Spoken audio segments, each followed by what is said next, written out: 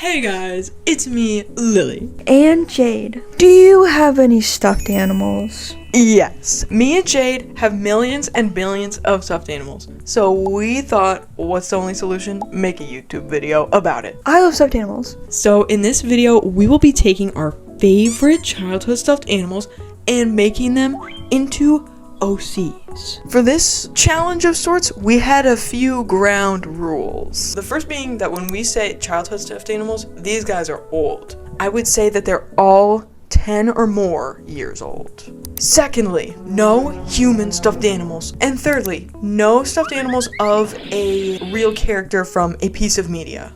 So get out of here with the Sonic stuffed animal that I found in a parking lot. That's it. We're ready to go. Let's jump into it.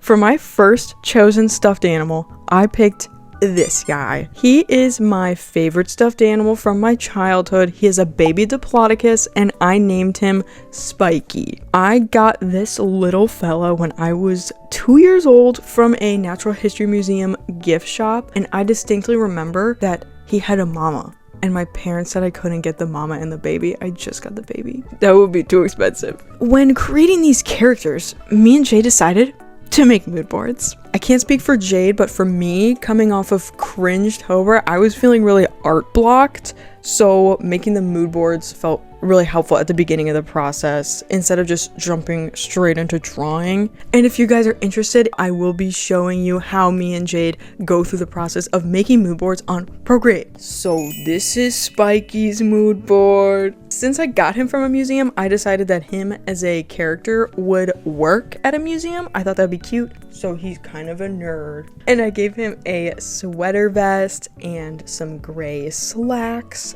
and a messenger bag. And also, here's an additional fact about Spiky the Dloicus. He's missing an eye, thanks to my old dog Miranda, who chewed off his eyeball when we first got her. But my mom took him and gave him a button eye. So as a human, I gave Spiky one blue eye, like the original stuffed animal, and one white eye that I imagine is probably a prosthetic eye. We also decided to give some of these characters more regular human names because I felt sometimes the name of the stuffed animals didn't always translate one-to-one to like a real human. So I decided that Spiky as a human would be called Spencer, but I still imagine Spiky as like his nickname or something, maybe because of his spiky hair.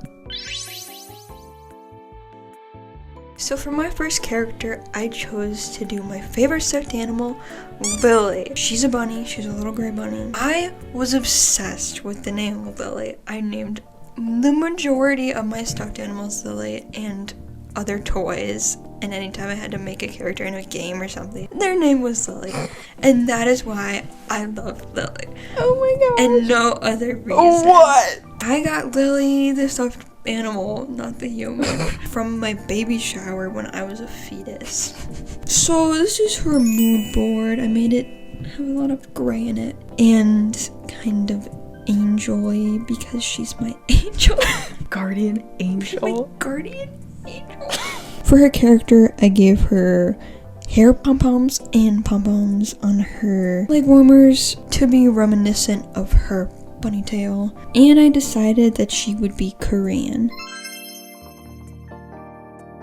Next up is this wonderful stuffed panda bear. I got this stuffed animal back when I was a baby, but for whatever reason, I never really played with her, which is why she's so pristine and nice looking. And recently, I had to look through a lot of stuffed animals when I was moving, and I kind of rediscovered her, and I was like, wait, she's so precious. So now she's on my bed, where she belongs. Here is her mood board. From the vibe of the red bow, I wanted to go for something fancy for her, so I went with kind of this gothic Lolita style. So she has a black and white dress, the color of a panda, and then the red bow around her neck, and a diabolical black and white bob. I decided to give her makeup, which is something that I always forget about when doing character design, but like there's so many options to do cool makeup, and I never think of it. But I thought of it this time. I gave her a blood red lipstick and dark makeup around her eyes to be like the black markings around the panda's eyes. Kind of just looks like she's got crazy eye bags like that. Killing, stalking.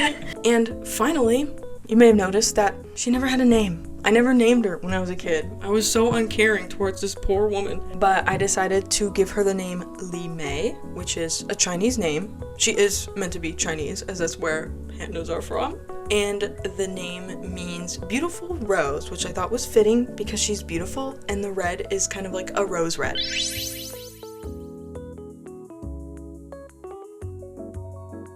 Next, I did these sisters. I had to pull up with the sisters because I have this pink pony and this little unicorn. They look similar, and I was like, they're sisters. And I know that the pink pony's name was Pink Pony, and I'm thinking that the unicorn's name was Lily, but we don't need to talk about that. But I changed their names to Iris for the purple unicorn and Azalea for the pink pony. I picked flower names to be reminiscent to my obsession with the name Lily, but also I know that if I didn't name a character Lily, they were probably another flower name. For their mood board, I went with this ultra girly pop zone. 2000s a little bit, but when is there not a little bit of 2000s in our mood boards? So for the big sister, I decided to give her albinism because I thought it would match the complexion of the pink pony stuffed animal herself. For little sister's hair, I gave her little braids because it was kind of a one-to-one with the stuffed animal. And I gave her some lighter purple streaks in the front of her bangs to be reminiscent of the white on the front of the unicorn's face. For Azalea, I also made sure to give her fluffy leg warmers and arm warmers because the pony has fluffy legs like a Clydesdale. I really like these girlies, Jade. Oh my gosh, Jade's making the scariest thing I've ever seen. They're so cute. I think they're maybe my favorite of Jade's drawings from the video. They remind me a little bit of Celestia and Luna. Next up, get ready. This is my biggest stuffed animal that I have. It's this giant polar bear, and his name is Squish Po. I got him when I was like 3 or 4, so imagine how big he was compared to me back then. I remember this man being like a mountain. Squish Po is kind of a mysterious guy because my dad brought him home for me from the hospital where he worked. My dad used to work at a hospital, not as a doctor. He was just like some dude. He did like media and like marketing and stuff. I guess there were like stuffed animals at the hospital. I assume for the sick children, but he was like, this one's coming home with me. I mean, my dad watches these videos, so he can explain himself in the comments. This is Squish Po's mood board. I knew that I wanted him to be wintry and ginormous.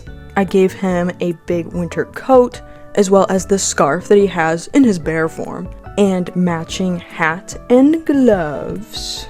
He's Russia. Hatalia. Oh yeah, he's very Russia inspired. I mean, I put Russia on the mood board, so I made it clear what vibe I was going for. So I did decide that Squish Po as a character would be Russian, and for his name, because even though I think Squish Po is an awesome name, I don't know if it necessarily fits a human being, especially since Po as a name already belongs to another bear, such as Kung Fu Panda. And I decided to name him Pasha, which is a nickname for the Russian version of Paul. And get this, the nickname itself actually means small, which I thought was funny because Squish Po is really big. Yeah. I need to give him a hug. I need to give him a hug. Yeah, he can be so squishy and soft. Yeah. Next stuffed animal I picked was this little orange kitty that has a swirly star on their foot. I have a very specific memory of getting this kitty from like an underground Michael's.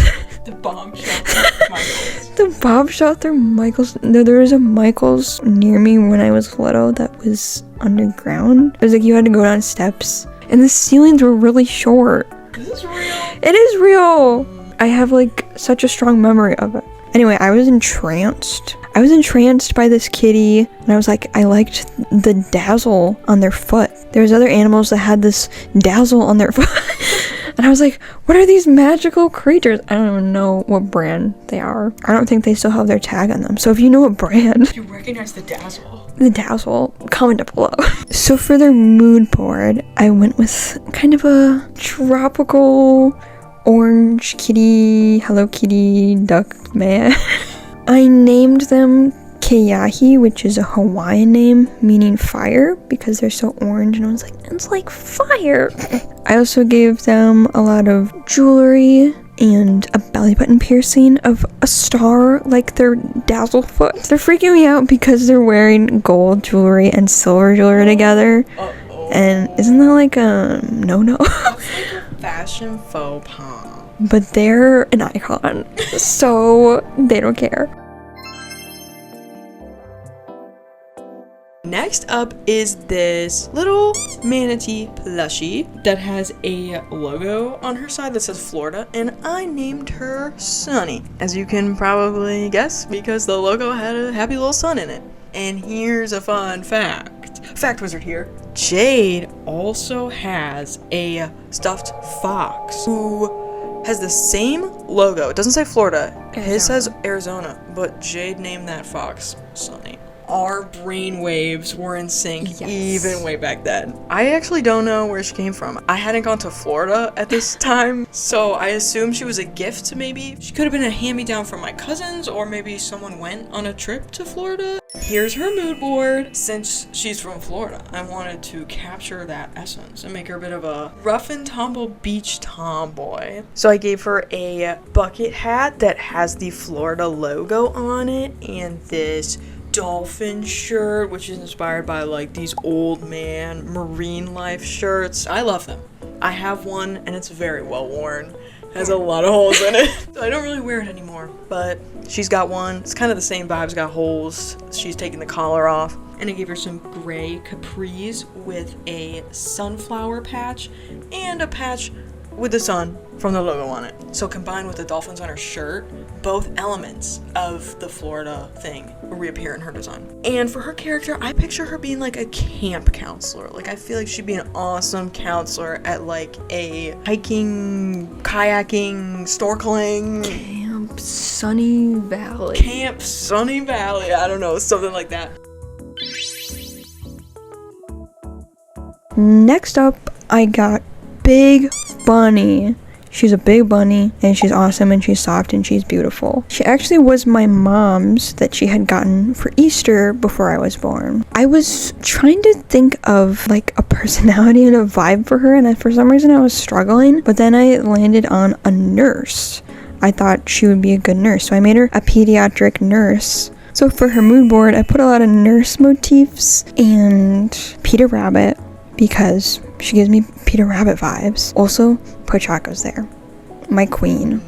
My beautiful wife. I always really loved nurse scrubs, like the pediatric nurse scrubs that had really cute designs on them. And I was like, I want to wear those. So I gave her, of course, a cute scrub, and I made little bunnies and carrots and flowers as a design on them. I also gave her a little ID tag on her shirt, like she works at a hospital. And her name is Leah, because I'm sure it was Lily, and Leah's close enough. The next stuffed animal we have is this doggy, whose name is Huggy Pup, which was not a name I came up with. That's the actual brand name of this little guy. And another piece of his lore is that he came with a plush baby book about himself. I don't remember the book. I don't know if I had it and forgot about it or never had it, but I looked into it and it was published in 2001, which is a little before my time. So possibly another hand-me-down situation with Huggy Pup. And I was looking into this little guy's eyes, and I knew that he was a doofus. And he was a ding-dong. I had been thinking with the book association, like, would he be a nerd? But we already had a nerd. We have Spiky. He is a nerd. So this guy likes books, but he's not too bright. Here's his mood board. Very orange. Kind of similar to Keahi's mood board, if I do say so myself. And for his design, I gave him a yellow and orange jacket and a shirt that says Book Club 01, referencing the original publication of the book, and a little domo keychain. And also, here's another detail. Given that these characters are animal hybrids, technically you could put them all into the Milo and Fern universe. But this guy in particular, I was like, yeah, he seems like he'd be in that group. Maybe because he has orange hair, like Fern. For his human name, because I didn't want to keep his name as Huggy Pup, I decided to name him Huey, which I thought was kind of a genius move, because it's almost the exact same letters as Huggy. Next, I have this little Siamese kitty who is pretty old as well. And he used to have more black markings on his face and tail like a Siamese cat, but they wore away through the years, which I think is kind of strange. So Siamese cats originally came from Thailand when it was called Siam. And also, Siamese cats are one of the oldest breeds of cats in the world, which I discovered. So I made him Thai to go with that fun fact, and I made him a trans boy because I know originally that his name was Lily and he was a girl, but that's not true. He's a boy and his name is Soma. For his mood board, he's like a gamer boy. He likes Zelda and Animal Crossing, and he has beautiful baby blue eyes, like the stuffed animal and like Siamese cats. Yeah. I also gave him a crutch because he's really floppy. Like he has like barely any stuffing, it feels like. So I decided to give him hypermobility, which is where you can bend beyond the normal range, which leads to like connective tissue problems, and it can make you really sore and hurt. So I was like, maybe sometimes he needs a cane because his legs hurt him. And I gave him some keychains on his pantaloons, a Link keychain, and a Lolly keychain, which is an Animal Crossing villager, and just like a little flower keychain. The last stuffed animal that I chose was my third and final bear. I didn't even realize that I had chosen so many bears, but here's another one. Her name is Apple, and she's awesome and pink and purple tie-dye. I got her on a family vacation, and me, my brother, and all my cousins all got different tie-dye creature stuffed animals. So technically there's an army of these guys out there somewhere. I have no idea what happened to any of the others. I think Apple might be our only remaining soldier. Here's her mood board. If you're interested, you may watch the process and explanation of how we make our mood boards. Starting now!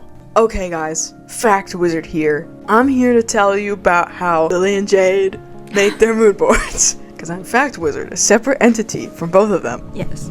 If you want to just skip ahead to the actual illustration, that's totally fine. You can skip to this timestamp. But if anyone is curious, here's the process. So to get started, me and Jade make these mood boards in Procreate with images from Pinterest. I typically try to collect around 10 images per mood board. Of course, it can change when you're actually laying out the board itself. Sometimes you have to cut them, and sometimes you have to go and find more. But 10 is usually a good ballpark, for me at least. And then with these, we also included the stuffed animal as an additional image. So I bring in all the images at once, and I have them all laid out in a Procreate document. And for the first image, I think of it as being like an anchor image, and I usually like to stick it in the corner. I will start with the bottom left corner. I don't know why, but that's just what I like. When laying them out, I think it's really helpful to use the drawing guide set to the 2D grid. I think it helps keep everything in line and organized. So from there, once you have your anchor in place, you can just start kind of putting the images wherever feels right. I like to have the snapping feature on, which is a little toggle on Procreate that makes it so when images line up with each other, you will get a little bar across the screen indicating that. It's very helpful when you want the images to line up with each other. So then I have some outfit inspiration, which I usually like to include in reference for a character. I do like a bit of a cutout look just by using the selection tool and tracing around the image that I want to keep. In this process, I find that there's a lot of little adjustments, like cutting off jagged edges or stretching the images a teensy bit with the freeform selection tool, potentially flipping them, which is what I do with the image of the bracelet because I felt like it was getting cut off by the outfit picture. So then for the stuffed animal, me and Jade made sure to go in and cut out all of these images individually and then save them as PNGs so they would be transparent. So then I could go in and add this little white border that I really enjoy incorporating into the mood boards. It's really easy to do. You just make a new layer under the transparent image and then trace around your picture with the selection tool and make sure your color is set to white. I personally like to do kind of this like jagged diagonal edge look. First of all, it's easier and faster, and second of all, I think it creates almost like a cut paper look, like you cut it with scissors and didn't bother to cut around the exact contour. I also add a little shadow underneath by just duplicating the outline layer and taking the bottom one, making it black, and then adding a Gaussian blur so it kind of spreads out. So just like more images, filling out the space. Then I add another one in the top corner. This is another one that goes all the way to the edge. I kind of try to vary it with some that go all the way to the edge and some that are inside of the canvas itself. I typically go to the first grid line. And for the ones that go all the way to the edge, I try to space them out on the canvas just so it feels more balanced and they're like nicely spaced from each other. I have some hair reference. This wasn't the exact style that I wanted to go for, but I really liked the pastel color of this lady's hair as well as the like kind of gradation throughout it, which I thought would be fitting for Apple since she's like tie-dye. I end up really squashing and stretching this poor woman to kind of fit in with the tie-dye image below her. I would say don't be afraid to like squash and squeeze your images. It can get to a certain point where it starts to look weird and actually stretched out, but I think as long as you're just doing it little by little just to make it fit a little better, it can work out. Especially when people will be seeing the finished mood board and not the original image and being like, why is that lady so squished? Got tan Hello Kitty in here. If I'm making a beach theme mood board, I will be putting tan Hello Kitty on it. Yes. I did the cutout look for Miss Kitty here. And for this little space between the top corner image and the picture of the outfit, there was kind of an awkward area where there's not enough room for another picture, but it was big enough that it was annoying me. So what I like to do here is add kind of just like a little color block, just a straight up rectangle to fill in the space. I did pink to stay on theme, and I added a little texture with the Tarkine brush, which is a pretty awesome brush, and I use it for texture a lot. Sometimes I do the same thing, but I put a pattern. Yeah, Jade's a big pattern fiend. That's something that is a little different with her mood boards where she does a lot of patterns, especially in the backgrounds. I usually just do like a texture or like a color in the background, but Jade puts a pattern in the background. Here's my freaking apple. It's another cutout. I think the white background looks nice, almost like a sticker. Speaking of backgrounds, on this particular board, I did this like pink and purple ombre in the corners with a little bit more texture from the Tarkine brush. This isn't something I usually do. Like I said, I'll usually just do like a straight up color or texture, but this one felt like needed a little something. So I just added blocks of color and then blurred them out. And then once the board is laid out how I want, I go in and start adding all the shadows, which is basically the same as what I did with the white border of the stuffed animal. So I just take the image, I duplicate it, then take the one on the bottom, make it black. I usually just go to hue, saturation, brightness, and turn the brightness to 0%. I don't know how Jade does it. I make it a color. You make it a color? Yeah, and I put it on multiply. Oh, so there's multiple ways you can do it. Then I blur it out. If you want a more distinct shadow, you can move them to either side. That's what Jade does. I would say typically you move them all to one side as if they're following a single light source, but it doesn't really matter. You can do whatever you want. Another element that I do just to add some little detail is to make these like dotted lines along the side of some of the images and just like the canvas with this beautiful brush, Meander. It's new. It's from the new library. It's really awesome. I like to turn Drawing Assist on with the 2D grid because then you can just draw straight lines perfectly every time. And then lastly, I like to add just some little details. I believe I did these with Tinderbox, but I mean, I've used like pencils, Eagle Hawk.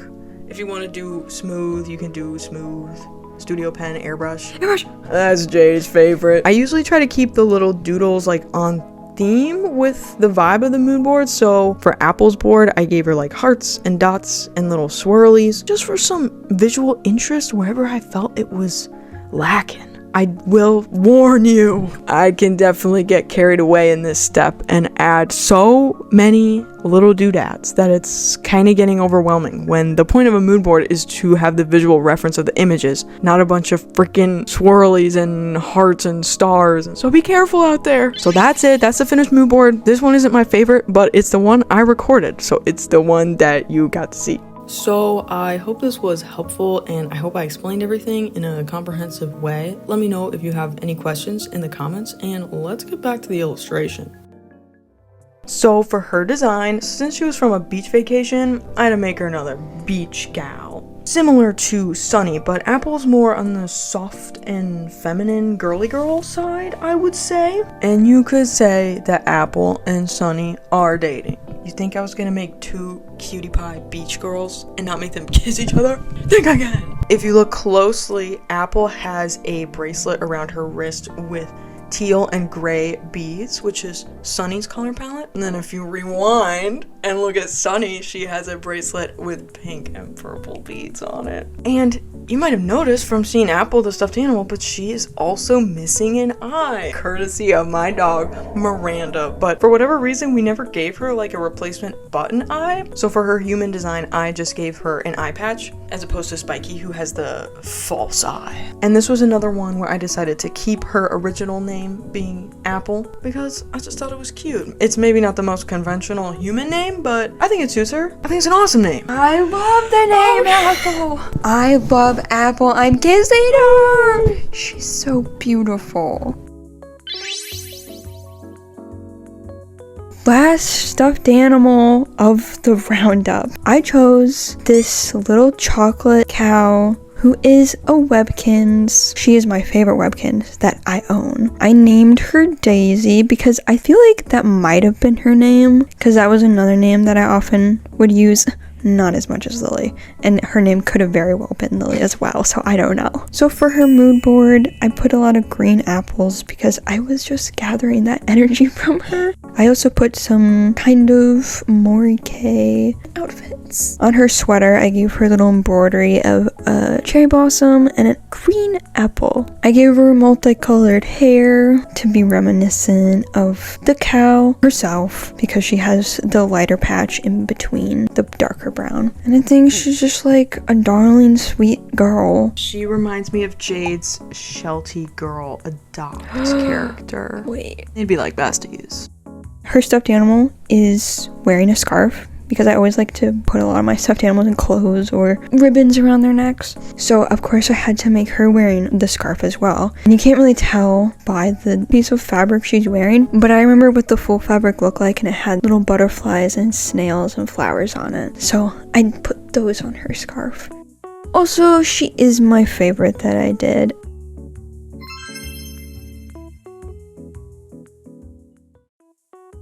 So that was all the drawings. Thank you everyone for watching this video. Comment down below what your favorite childhood stuffed animal was. Let us know what they were. Let us know the lore. Give us the tea. Give us the tragic backstory. And if you have any ideas for other videos you'd like to see us do, let us know.